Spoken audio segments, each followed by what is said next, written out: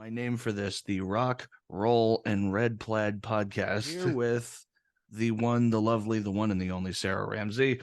Sara is a Canadian singer and world-renowned vocal instructor, can't speak, growth coach and podcaster. She comes from a long line of musicians. I jokingly say that between her and her siblings and all of them, they're like the modern day Partridge Family.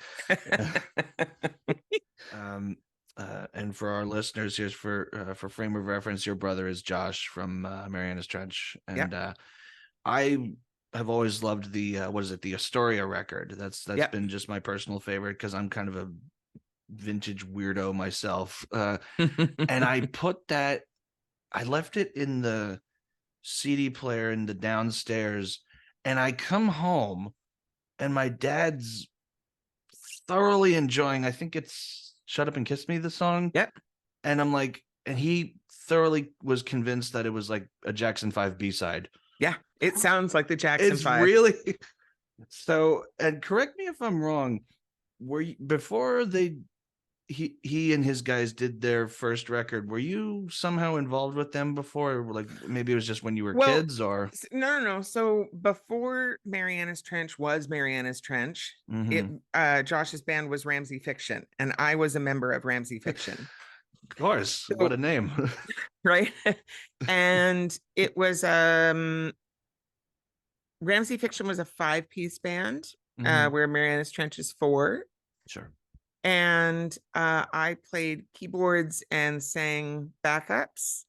And it was really handy for me to sing backups for Josh because we have this genetic blend that we when we try to, we can sound indistinguishable in certain parts of our voices.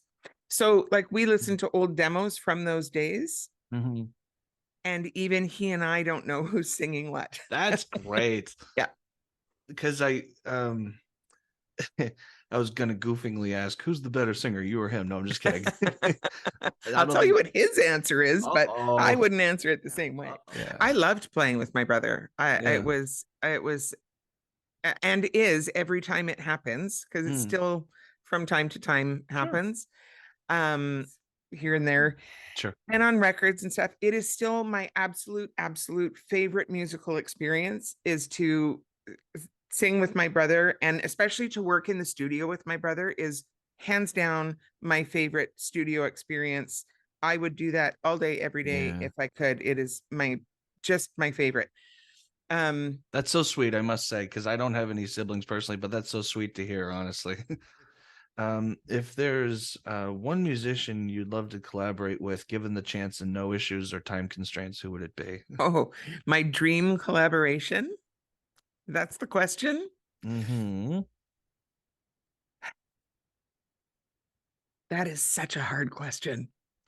So as a musician, I'm assuming that question is coming as a musician, not as a teacher. No, right. I don't know. I don't think I can narrow it down to one, but I could narrow it down to 3.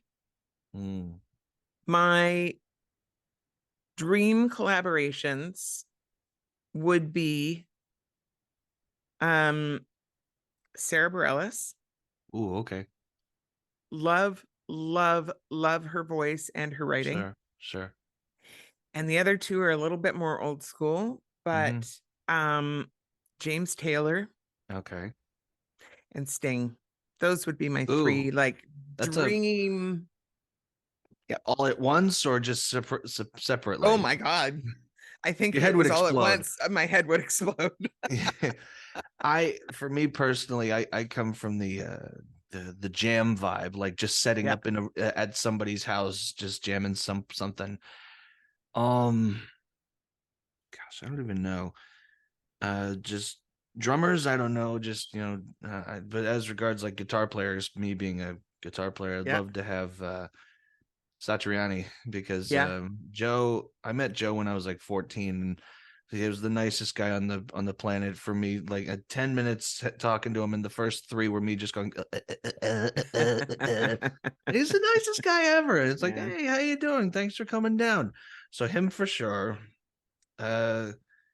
I can't sing for crap, so I need you I or your know for sure that's not true, but continue. well, that's why I'm here.